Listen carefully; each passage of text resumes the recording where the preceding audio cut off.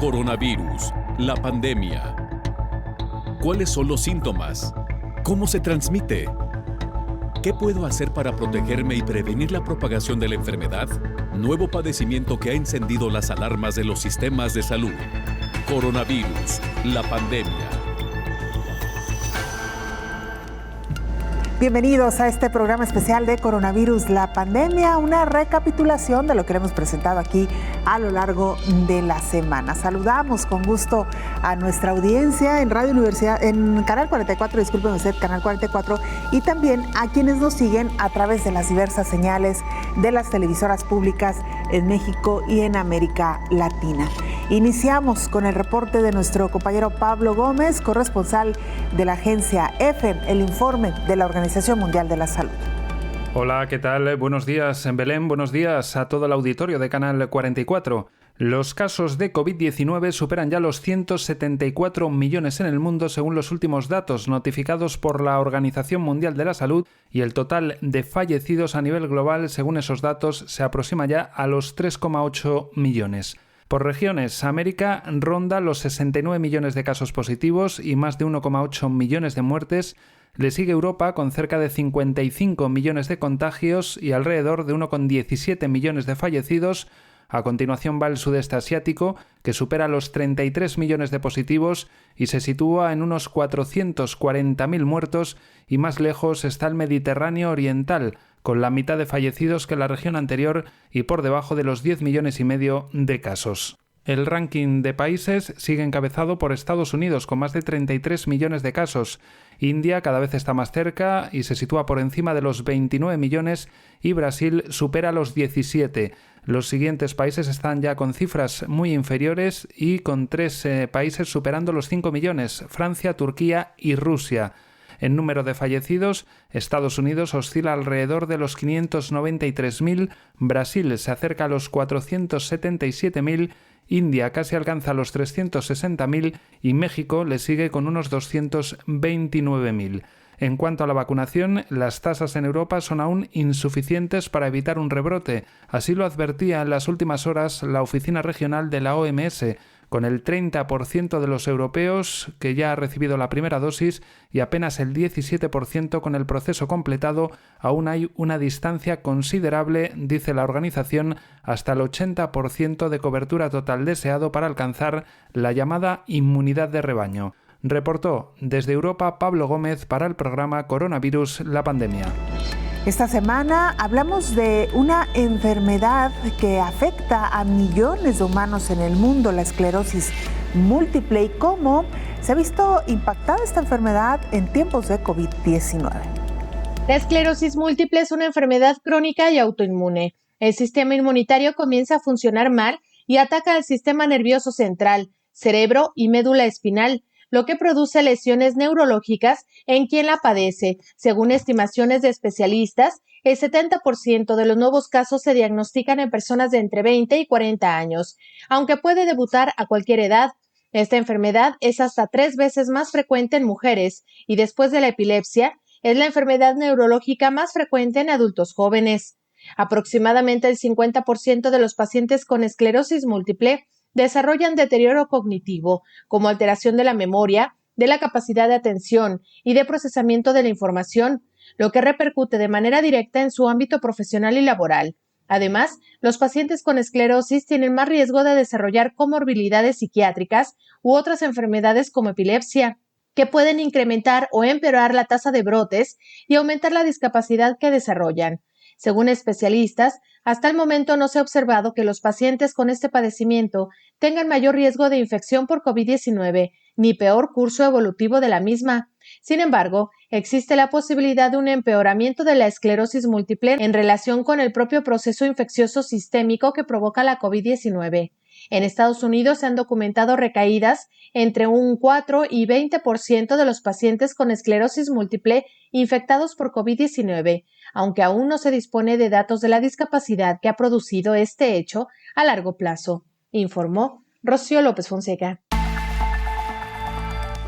El infectólogo Héctor Raúl Pérez Gómez nos explicó sobre los factores, nos habló sobre los factores de riesgo que tienen los pacientes con esclerosis múltiple, una enfermedad autoinmune que causa daños en los nervios periféricos.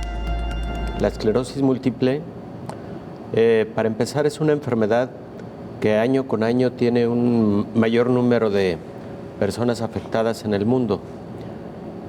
No solo porque se detecta de forma más temprana, sino realmente los estudiosos del campo de la neurología identifican un incremento en la incidencia de la enfermedad.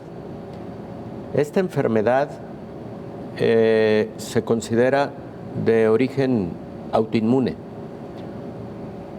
Anticuerpos y otros componentes del sistema inmune generan un daño a la cubierta de los nervios que conocemos como mielina, y esta alteración en la mielina genera que la transmisión de los impulsos nerviosos entre el sistema nervioso central y el sistema nervioso periférico se altere, y estos pacientes sufren manifestaciones tempranas, tales como trastornos en la movilidad de extremidades y de diversas partes del cuerpo. Puede afectar tanto los nervios periféricos como también los nervios craneales, los conocidos como pares craneales, que son 12. Y la enfermedad puede convertirse en una patología discapacitante en poco tiempo. Tiene un abanico de presentaciones clínicas amplio, extenso. Incluso se han identificado casos de esclerosis múltiple autolimitados. Empieza la enfermedad y un día aparentemente se detiene la enfermedad, se detiene de manera definitiva para no volver. Pero esos casos son la excepción. Lo habitual es la progresión a cada vez más limitación, pero también, afortunadamente, en las últimas décadas se han desarrollado formas de tratamiento en esclerosis múltiple que han logrado modificar mucho la historia natural de la enfermedad, el curso de la enfermedad, de suerte tal que los pacientes pueden detener esa evolución hacia la incapacidad y pueden tener una vida con mayor normalidad, comparativamente con hace algunas décadas en que lamentablemente la evolución era hacia el deterioro y hacia la fatalidad en algunos años. Se ha encontrado, de hecho, alguna predisposición por mayor frecuencia familiar de la enfermedad, pero esto no ha podido confirmarse del todo. Lo que sí se ha evidenciado es la presencia de esa autoinmunidad que genera el daño en la mielina de los nervios periféricos, por lo que se sugiere que su fondo es predominantemente autoinmune. Y además de que estos pacientes, cuando son sometidos a medicamentos para inmunosuprimir, para reducir esa respuesta inmune a sí mismo, a las células del mismo paciente, mejoran. Por ejemplo, con el uso de corticosteroides o también con el uso de una modalidad terapéutica llamada plasmaféresis, o también con una modalidad terapéutica en donde se utilizan anticuerpos monoclonales contra citocinas inflamatorias. Estos pacientes efectivamente tienen periodos de mayor intensidad de la enfermedad, luego pareciera que la enfermedad deja de tener actividad para luego reaparecer, y durante esos periodos de mayor actividad de la enfermedad hay que detectar oportunamente, porque ahí es en donde se puede actuar con medicamentos de manera más óptima, más dirigida, y con eso evitar el mayor deterioro en cada uno de esos episodios de agudización de la enfermedad. Cuando el paciente ha tenido un episodio de esa naturaleza, también hay que fortalecer el tratamiento con medidas de rehabilitación neurológica, muscular, etcétera.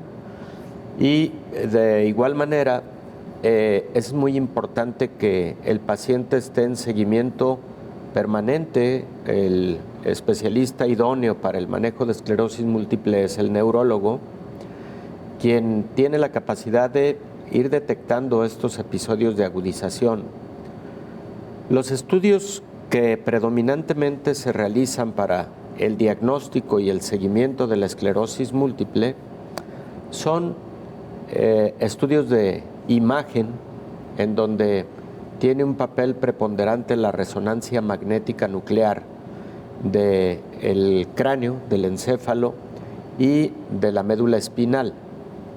Pero también estudios electromiográficos para identificar la capacidad de impulso eléctrico que tienen determinados nervios y con eso saber si existe desmielinización y disminución en el impulso nervioso. Pensemos que los nervios llevan corriente eléctrica, por decirlo de una forma sencilla, y pensemos que si están alterados no transmiten adecuadamente esos impulsos eléctricos, que son los que finalmente generan la movilidad y son los que de igual manera generan los sentidos. Hacemos nuestra primera pausa, regresamos con más.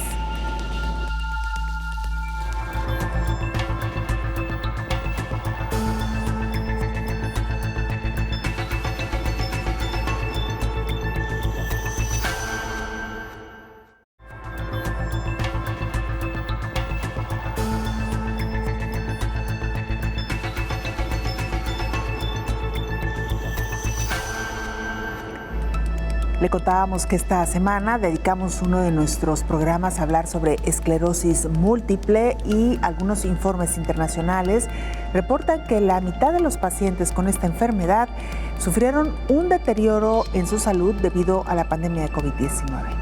Casi un 50% de pacientes con esclerosis múltiple afirma que la pandemia ha generado un deterioro en su calidad de vida. Además, hasta 24% de las personas con esta enfermedad ha reportado que su estado de ánimo empeoró, así como la fatiga. Este deterioro de la calidad de vida es más evidente en aquellos pacientes que previamente tenían un mayor grado de discapacidad. Se ha visto reflejado sobre todo en la aparición de problemas motores, fundamentalmente torpeza deambulatoria y desequilibrio, así como el incremento del tiempo necesario para realizar actividades cotidianas y desarrollo o agravamiento de estados de depresión y ansiedad previos, explicó el coordinador del Grupo de Estudio de Enfermedades Desmielinizantes de la Sociedad Española de Neurología, Miguel Ángel Llaneza. La Sociedad Española de Neurología estima que aproximadamente entre 50,000 y 55,000 personas padecen esta enfermedad en el país, de la que cada año se diagnostican unos 2,000 nuevos casos. El 70% de estos nuevos casos se diagnostican en personas de entre 20 y 40 años, aunque pueden debutar a cualquier edad. Se estima que en todo el mundo padecen esta enfermedad más de 2.5 millones de personas, del total de las cuales aproximadamente 700,000 se encuentran en Europa. En el 90% de los pacientes, la esclerosis múltiple produce episodios de disfunción neurológica llamados brotes, que duran días o semanas y que suelen remitir parcial o totalmente. Pero sin tratamiento, una parte importante de estos pacientes desarrolla, a lo largo de la evolución de la enfermedad, lo que se denominan formas secundariamente progresivas, en las que el deterioro neurológico progresa casi siempre sin evidencia de dichos brotes, informó Elizabeth Ortiz. El infectólogo Héctor Raúl Pérez Gómez nos dice que este tipo de pacientes podrían tener una mayor severidad al presentar enfermedad con COVID-19 o enfermedad de COVID-19 por los múltiples factores que tienen ya de por sí de base.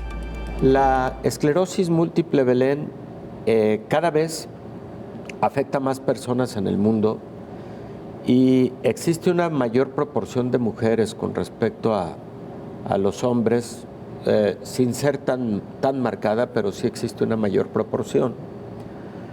Y por eso también se piensa que pudiera tener alguna relación de trasfondo genético, pero es algo todavía no absolutamente confirmado. Claro. La esclerosis múltiple a veces inicia de manera muy insidiosa y creo que vale la pena ser en ese sentido muy puntual con nuestra amable audiencia, porque hay personas que relatan empezar a tener trastornos visuales. Ese es un síntoma muy común. Van a una revisión visual, todo parece estar en orden y siguen teniendo una evolución del trastorno visual. El oftalmólogo descarta que sea algo específicamente del ojo, cuando el trastorno pues realmente es en la zona de integración neurológica, en la corteza cerebral y en la sustancia blanca cerebral. Posteriormente, los pacientes pueden empezar a notar debilidad de alguno de los músculos faciales, pueden empezar a notar debilidad en las extremidades y esa sintomatología progresiva obliga a muy rápidamente pensar en el diagnóstico de esclerosis múltiple y descartar otras patologías como la esclerosis lateral amiotrófica, que es otra enfermedad desmielinizante de la que posteriormente podemos hablar. No es tan frecuente como la esclerosis múltiple, pero también es una de las enfermedades con progresión neurológica, lamentablemente hacia la importante discapacidad. Y en el caso específico del comportamiento de COVID en pacientes con esclerosis múltiple, hay algunos reportes en la literatura internacional, en la literatura médica internacional, en donde se habla de una mayor severidad del COVID-19 en estos pacientes con esclerosis múltiple. Recordemos que estos pacientes con frecuencia tienen menor movilidad que la población que no está afectada por la enfermedad. Y una menor movilidad en presencia de una enfermedad infecciosa respiratoria sí genera un pronóstico menos alentador, porque en la recuperación de las enfermedades pulmonares es muy importante la rehabilitación, y la rehabilitación pulmonar es más difícil en pacientes con esclerosis múltiple que en pacientes que no tienen una enfermedad de base. Ahí hay que recordar que, por ejemplo, en la rehabilitación pulmonar es importante el fortalecimiento de los músculos intercostales, de los músculos de la respiración, y eso podría tener una desventaja en los pacientes con esclerosis múltiple. Y por otro lado, Belén, sí se ha identificado que no solo con respecto a COVID, sino con respecto a otras enfermedades infecciosas, estas son más frecuentes en pacientes con esclerosis múltiple comparativamente con el resto de la población. Durante la pandemia de COVID, muchas enfermedades que tienen tratamientos crónicos prolongados, por ejemplo con fármacos inmunosupresores, generaron la duda en pacientes y en sus médicos de si debía suspenderse la inmunosupresión para poder enfrentar mejor la pandemia de COVID. Definitivamente eso queda descartado. El paciente, por ejemplo, con esclerosis múltiple que tiene un medicamento monoclonal, un anticuerpo monoclonal para el control de su enfermedad, uno de los que más se utilizan es ocrelizumab. Estos pacientes, bajo ninguna circunstancia, deben suspender los medicamentos que toman para la esclerosis múltiple pensando que como les genera inmunosupresión ante un episodio de COVID van a tener mayor gravedad. No, eso no deben hacerlo. Es evidente que deben estar en mucho contacto con su neurólogo, con su médico tratante, pero en general, ni esta ni otras enfermedades consideradas autoinmunes, en donde se utilizan corticosteroides, en donde se utilizan medicamentos inmunosupresores como metotrexato o como anticuerpos monoclonales diversos, etcétera, deben modificarse. Los tratamientos bajo ninguna circunstancia deben modificarse por motivo del COVID-19 y en general tampoco por motivo de la vacunación, salvo algunas recomendaciones, por ejemplo, que ha hecho la Sociedad Americana de Enfermedades Reumatológicas, en donde una publicación de hace un mes aproximadamente, muy interesante, sugiere que los pacientes que reciben anticuerpos monoclonales, por ejemplo por artritis reumatoide, y que van a recibir la vacuna, valdría la pena considerar, si están perfectamente controlados por la artritis reumatoide, modificar el periodo de administración de su biológico, de su anticuerpo monoclonal.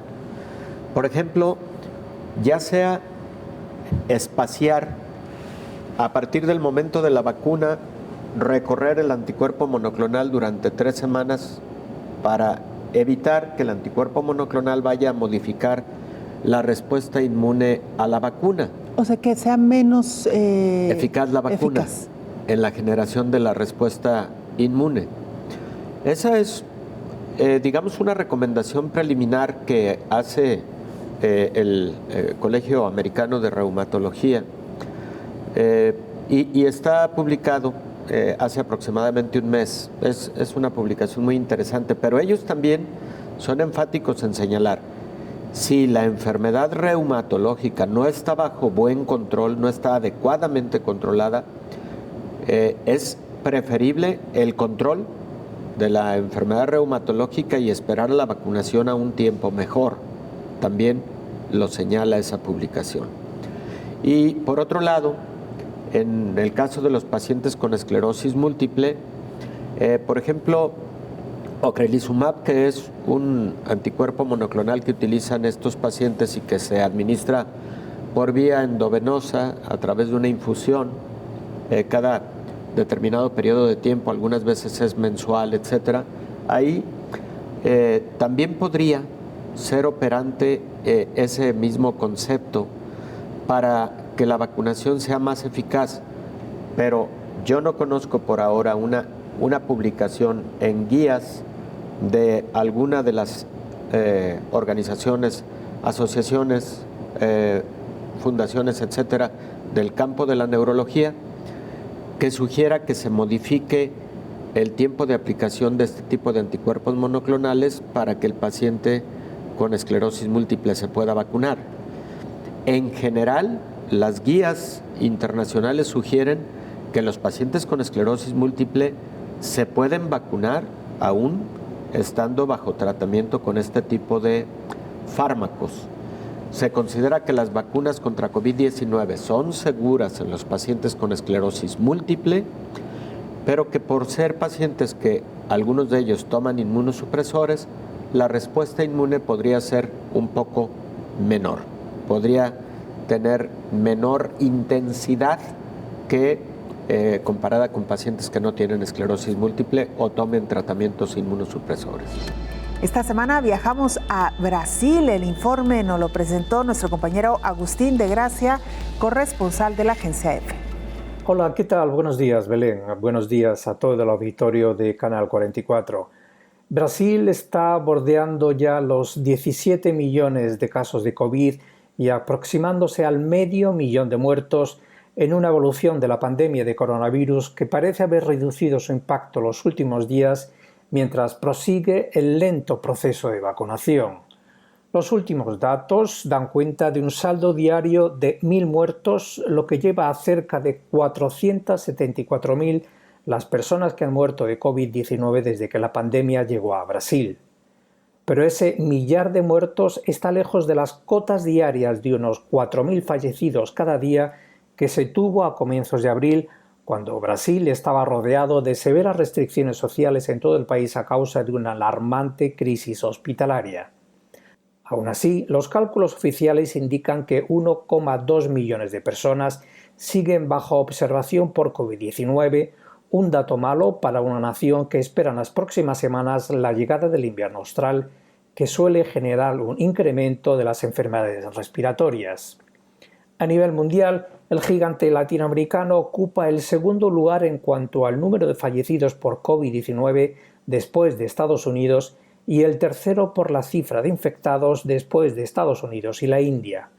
Sigue, mientras tanto, el lento proceso de vacunación de los brasileños. Ya se han aplicado 67 millones de dosis de vacunas, pero solo 21 millones de los beneficiados tienen la pauta completa. El universo oficial es que deben ser vacunadas 160 millones de personas de los 202 millones de brasileños que hay. Con el fin de aportar más armas en este proceso, las autoridades brasileñas aprobaron la importación de dosis de la vacuna rusa Sputnik V y de la India Covaxin, aunque su futura aplicación será con restricciones. El uso estará revisado minuciosamente por las agencias encargadas de monitorear el proceso y, de hecho, solo podrán ser aplicadas esas vacunas a personas de entre 18 y 60 años, pero sin dolencias previas.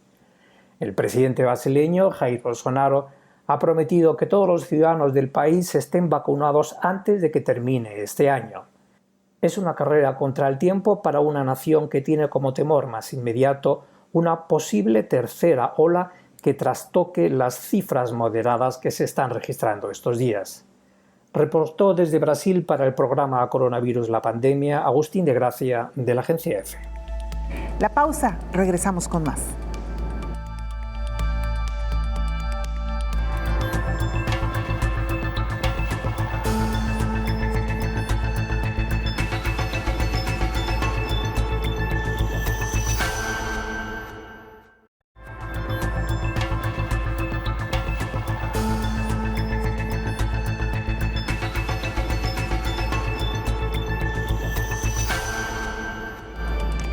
Y mire, algo que podría ser una buena noticia. Científicos encuentran anticuerpos contra COVID-19 luego de 11 meses. Estos podrían durar toda la vida, afirman.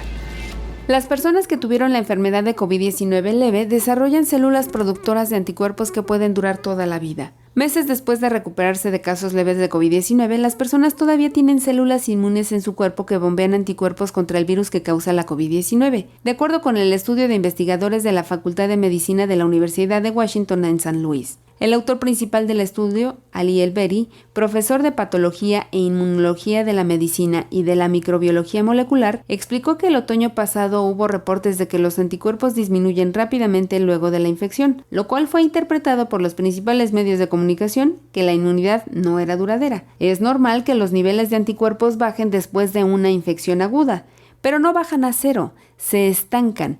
Aquí encontramos células productoras de anticuerpos en personas 11 meses después de los primeros síntomas. Estas células vivirán y producirán anticuerpos por el resto de la vida de las personas. Esa es una fuerte evidencia de una inmunidad duradera, aclaró el académico. Informó Elizabeth Ortiz. El infectólogo Héctor Raúl Pérez Gómez nos dice que se ha identificado un esquema actual de la vacuna contra COVID-19 que podría tener una inmunidad por 8 meses, por lo que podrían necesitarse algunas otras dosis. Todos quisiéramos saber cuánto va a durar esa inmunidad que me ha generado la vacuna contra COVID-19. Todos quisiéramos saber si llegamos a tener COVID-19, cuánto tiempo va a durar la inmunidad que me generó la enfermedad, porque de eso dependen muchas cosas. Por ejemplo, de eso va a depender si se habrán de requerir refuerzos de la vacunación, a cuánto tiempo, con qué periodicidad, y en el caso de las personas que tuvieron la enfermedad, eso implica cada cuánto podrán necesitar de un refuerzo de la vacuna, cuántas dosis, etcétera. Lo que por el momento tenemos en diversas publicaciones, y me refiero básicamente a las que han aparecido Hablemos de 4 revistas internacionales de gran prestigio. Una, la revista Nature, a la que incluso hace referencia hace unos momentos Rocío López Fonseca. Otra, las publicadas por la revista New England Journal of Medicine, otras por la revista JAMA y otras por la revista The Lancet. Por supuesto hay algunas más, pero la mayor parte de las publicaciones nos dicen lo siguiente. Número 1, que por lo menos existe persistencia de un buen nivel de inmunidad en las personas que han recibido un esquema completo de vacunación durante 8 meses. A partir del 9º mes, pareciera que disminuyen los títulos de anticuerpos generados en contra del SARS-CoV-2, pero a niveles que todavía son protectores. No sabemos con certeza si tendrán una duración mayor o si estos anticuerpos van a seguir reduciendo sus títulos a lo largo de los siguientes meses hasta un nivel en el que se pueda requerir una nueva dosis de la vacuna. Algunos estudios, por ejemplo, con la vacuna de Pfizer, sugieren que a partir del 10º mes estos títulos de anticuerpos disminuyen y por ese motivo han proyectado, sin que esto sea una conclusión absoluta, la posibilidad de utilizar un refuerzo entre el 10º mes y el año a partir de la última o segunda dosis del esquema con la vacuna de Pfizer. Número 2, algunos estudios han mostrado que existen mejores títulos de anticuerpos y durante un periodo más largo de tiempo cuando en lugar de vacunarse al mes, la segunda dosis se recibe entre el segundo y el tercer mes, como el caso de la vacuna de AstraZeneca, en donde se demostró que si en lugar de vacunarte, insisto, al mes, te vacunas a los 3 meses, puedes tener mejor inmunidad y una durabilidad mayor de esta inmunidad. Número 3, algunos estudios han demostrado que si tuviste COVID-19, una dosis de vacuna, ya sea con la vacuna de Pfizer, con la vacuna de AstraZeneca, con la vacuna de Moderna, una sola, no el esquema doble, no el esquema de 2 dosis, sino una sola, podría brindarte un muy buen nivel de inmunidad, similar a si hubieras recibido las 2 dosis del esquema. Y de nueva cuenta, la duración de la inmunidad en niveles obtenidos durante los primeros meses se mantiene hasta el 10º mes aproximadamente. Pero hay que recordar lo siguiente, Belén. Los ensayos clínicos de las vacunas iniciaron aproximadamente en el mes de mayo-junio del año pasado y la vacunación masiva a nivel mundial inició en diciembre del 2020, de tal manera que apenas se tiene la experiencia de 6 meses de vacunación masiva a nivel mundial, y por este motivo todavía tenemos mucho que estudiar a lo largo de estos meses en que la población ya tiene vacunación de forma masiva para poder determinar la duración real de esta inmunidad y para poder determinar, además, esto es muy importante, Belén, si esa inmunidad está diferenciada entre algunos grupos. Por ejemplo, con otras vacunas, las personas con obesidad y obesidad mórbida tienen menor desarrollo de la inmunidad comparado con las personas que tienen peso ideal. Con otras vacunas, por ejemplo, la inmunidad es más óptima cuando el individuo vacunado tiene, por ejemplo, 40 años de edad, comparativamente con aquellos que tienen 65, 70 u 80 años de edad. Es decir, la edad también es un factor que influye.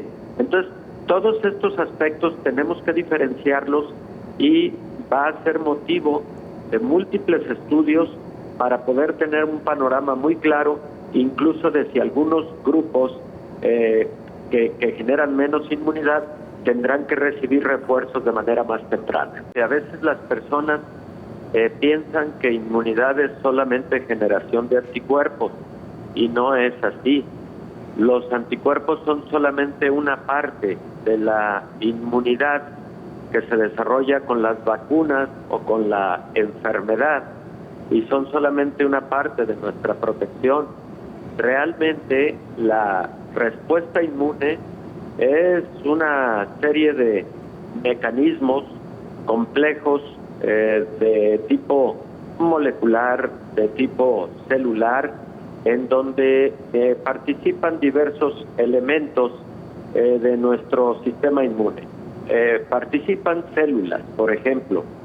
Una de esas células que es muy, muy importante porque digamos que es de las primeras que entran en acción, como cuando existe una batalla y en el ejército existe una primera línea de defensa. Esas células son conocidas como macrófagos. Estos macrófagos lo que hacen es precisamente llegar, enfrentar al enemigo. En este caso se trata del virus SARS-CoV-2, fagocitarlo, comerlo y procesar algunos de los componentes de este virus para que esto sea presentado a otras células del sistema inmune, las cuales van a generar anticuerpos y las cuales van a generar citocinas inflamatorias o citocinas de diversa naturaleza que tienen como encargo llamar a otras células de la defensa del sistema inmune, conocidas como linfocitos de dos tipos, los linfocitos T y los linfocitos B, que estos últimos son los responsables de producir anticuerpos. Ahora, una vez que ya se han producido anticuerpos, ahora sí estos anticuerpos ejercen también una defensa de primera línea cuando aparece el enemigo, ese enemigo que tiene una proteína en la superficie conocida como proteína espicular. Ahí entran en acción rápidamente los anticuerpos para poder identificar que el enemigo está presente con esa proteína espicular y de esa manera volver a desencadenar la respuesta inmune para generar la defensa. Entonces, no es solo anticuerpos, son también células que producen anticuerpos, que son los linfocitos B, y células T, que hay de dos tipos, unas células T de ayuda, bueno, hay de varios tipos, pero para el caso diría que son muy importantes las células T de ayuda y otro tipo de células conocidas como células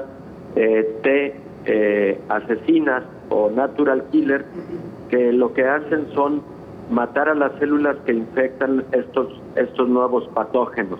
Entonces, como puede advertir nuestra audiencia con este comentario, es de que el sistema inmune es una gran complejidad. No son solo anticuerpos. Hay ocasiones en que pacientes nos dicen, oye, me bajaron los niveles de anticuerpos, ¿quiere decir que ya perdí la inmunidad?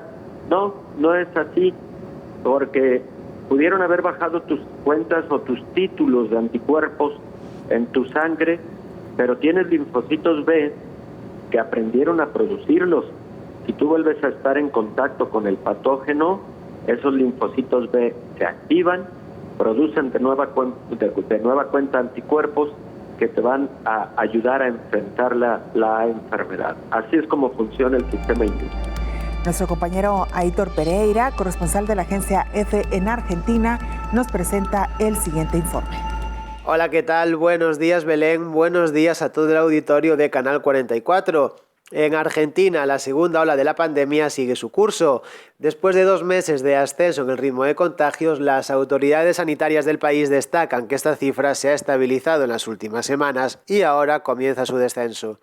El gobierno adoptó a principios de abril una serie de medidas para mitigar el alcance de esta segunda ola, como la restricción a la circulación por la vía pública a partir de las 8 de la tarde y el uso exclusivo del transporte público para el personal esencial. Estas medidas fueron prorrogadas e incluso profundizadas durante este tiempo y actualmente tienen vigencia hasta el fin de esta semana, y el gobierno todavía no ha anunciado cuál será el plan para después de esta fecha. En total, el país acumula 4 millones de contagios desde la llegada de la pandemia y 82.000 muertes, mientras continúa la campaña de vacunación, que se inició a finales de diciembre de 2020 y que tras unos primeros meses de un ritmo menor al esperado, en los últimos días se vivieron cifras récord en la aplicación de vacunas, sobre todo gracias a la llegada de nuevas dosis en las últimas semanas. En el país se aplicaron un total de 15 millones de dosis y 11,8 millones de personas recibieron una dosis, mientras que 3 millones recibieron las 2 dosis necesarias para la completa inmunización. Las autoridades cuentan con dosis de las vacunas Sputnik V, Covishield, Sinopharm y AstraZeneca, y en los últimos días se vivió una polémica entre gobierno y oposición por la negociación con el laboratorio Pfizer. Esta semana, la provincia de Buenos Aires anunció el acuerdo para la compra de 10 millones de vacunas producidas en la India y se convierte en la primera jurisdicción del país en conseguir un contrato de estas características. Además, el país suramericano empezará a producir la vacuna rusa Sputnik V después de que el Instituto Gamaleya de Rusia diera el visto bueno a los lotes de prueba fabricados en Argentina. A través de un avión de la aerolínea de bandera Aerolíneas Argentinas ya llegaron al país los componentes necesarios para la producción de la vacuna. Reportó desde Argentina para el programa Coronavirus, la pandemia. Hacemos una pausa, es muy breve, regresamos con mucha más información.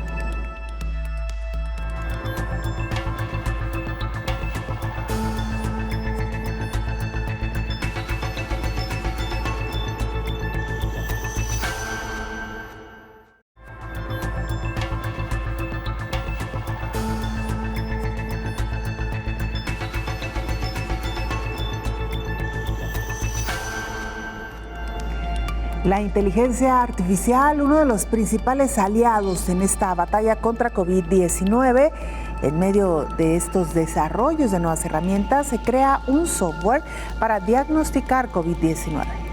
Crean un dispositivo impulsado por software de inteligencia artificial que logra un diagnóstico de COVID-19 en 20 segundos y obtuvo la aprobación de la marca Conformit Europe. El dispositivo SpectraLead es un espectrómetro miniatura con capacidades avanzadas, operado por algoritmos de clasificación de inteligencia artificial y desarrollado por VirusAI en el Centro de Innovación ARC del Centro Médico Sheba de Israel. El procedimiento de prueba es fácil de operar, con resultados inmediatos para pacientes sintomáticos y asintomáticos. El software fue probado clínicamente de manera exitosa por un instituto médico de los Estados Unidos. Actualmente la solución podría ser usada en los laboratorios con operadores entrenados y la prueba se hace usando hisopados nasofaríngeos. Sin embargo, la compañía tiene la intención de ofrecer esta solución para cualquier punto de atención o incluso para pruebas caseras. Este avance podría significar, dicen sus creadores, que esta plataforma diagnóstica puede ser usada para muchos casos potenciales de diagnóstico de patógenos, capaz de cambiar la manera en que el mundo se enfrenta a las pandemias.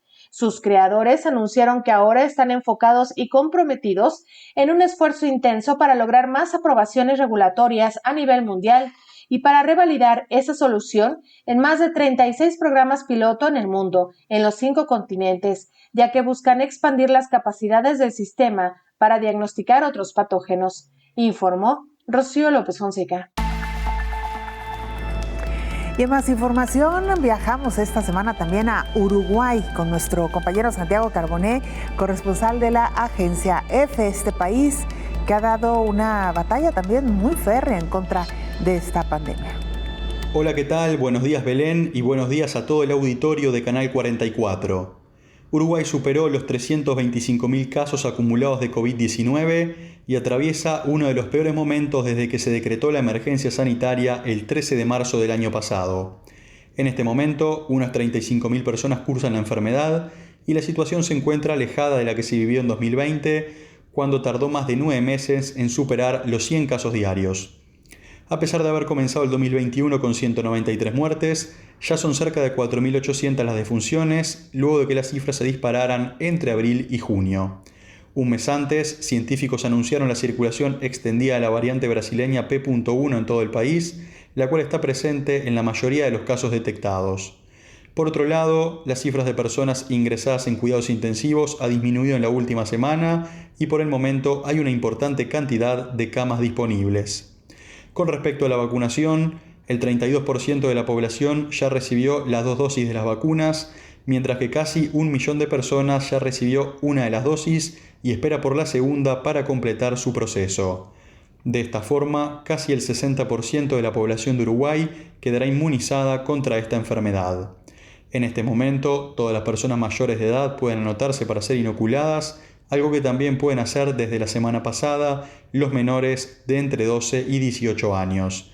Las vacunas administradas en el país sudamericano son la CoronaVac, la Pfizer y la AstraZeneca. De esta forma, Uruguay transita una pandemia cuya gestión fue ejemplar a nivel mundial y que ahora espera frenar con su avanzado proceso de vacunación.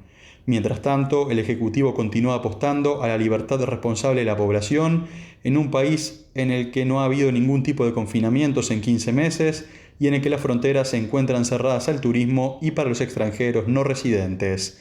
Reportó desde Uruguay Santiago Carbone para el programa Coronavirus, la pandemia. El infectólogo Héctor Raúl Pérez Gómez nos habló esta semana sobre el desarrollo de la inteligencia artificial en tiempos de COVID-19. La inteligencia artificial tiene muchas facetas y en el campo de la medicina ha ganado terreno significativo, no a partir del COVID-19, tiene un par de décadas, por lo menos, en que en lo cotidiano ya muchos algoritmos pronósticos, por ejemplo, son aplicados y fueron diseñados a través de inteligencia artificial.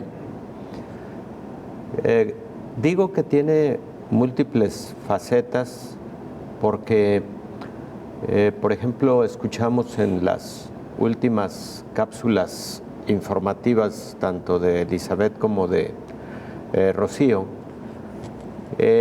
cómo el análisis de los pacientes que van presentando ciertas manifestaciones clínicas, ciertos parámetros, por ejemplo, ventilatorios y ciertos hallazgos de laboratorio, pueden generar a través de sistemas o a través de algoritmos que se analizan a través de inteligencia artificial, información útil en tiempo real para actuar desde el punto de vista médico con estos pacientes con el propósito de evitar que la progresión los lleve a mayor gravedad. Voy a poner un ejemplo específico. A lo largo de la pandemia de COVID-19, en esta mesa de trabajo, Belén, hemos hablado de múltiples publicaciones que nos han mostrado factores de mal pronóstico en pacientes con COVID. Un ejemplo es el paciente que tiene COVID y que empieza a tener concentraciones de oxígeno por debajo de 92 en una oximetría de pulso. El paciente con COVID-19 que, por ejemplo, tiene niveles muy altos de un marcador de inflamación que se llama proteína C reactiva, o el paciente con COVID-19 que tiene niveles muy altos de una enzima que se produce en múltiples órganos, incluyendo los pulmones, que se llama deshidrogenasa láctica.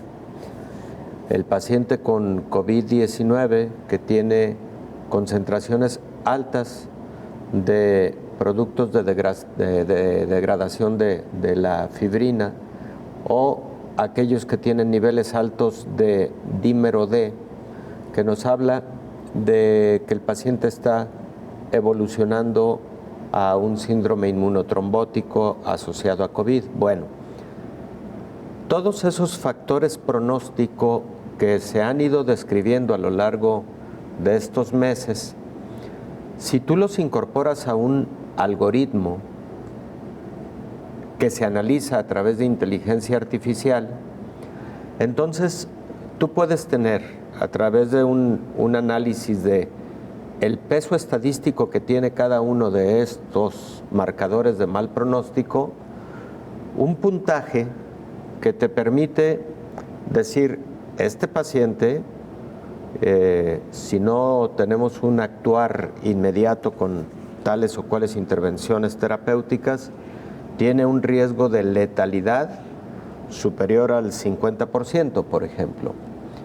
O este paciente tiene un muy bajo riesgo de letalidad porque no tiene estos factores pronósticos o porque tiene solamente uno de ellos, que podría tener un puntaje determinado de acuerdo a cómo la evidencia científica le ha dado el valor pronóstico a dicho hallazgo. Entonces, en la actualidad existe un score de puntaje para muchísimas enfermedades que te identifican el pronóstico que tiene un paciente, pero que también te identifican tempranamente cuando el paciente está evolucionando a una etapa de mayor gravedad, por lo cual debes actuar con determinadas estrategias terapéuticas. Y esto es válido para COVID, pero mucho antes que el COVID existían para una gran cantidad de patologías. Entonces, lo interesante de esto es que a través de Big Data y a través de la incorporación de esta cantidad de datos clínicos, de laboratorio, de imagen, etcétera, los puedes incorporar a un sistema que te permite hablar de todo lo que hemos comentado, pronóstico y sugerencias de actuar terapéuticamente a través de diferentes momentos para poder modificar el curso de gravedad de un determinado paciente. De esta manera llegamos al final de este programa. Muchas gracias por habernos acompañado. Le invitamos para que nos sintonice en la siguiente emisión. Hasta entonces.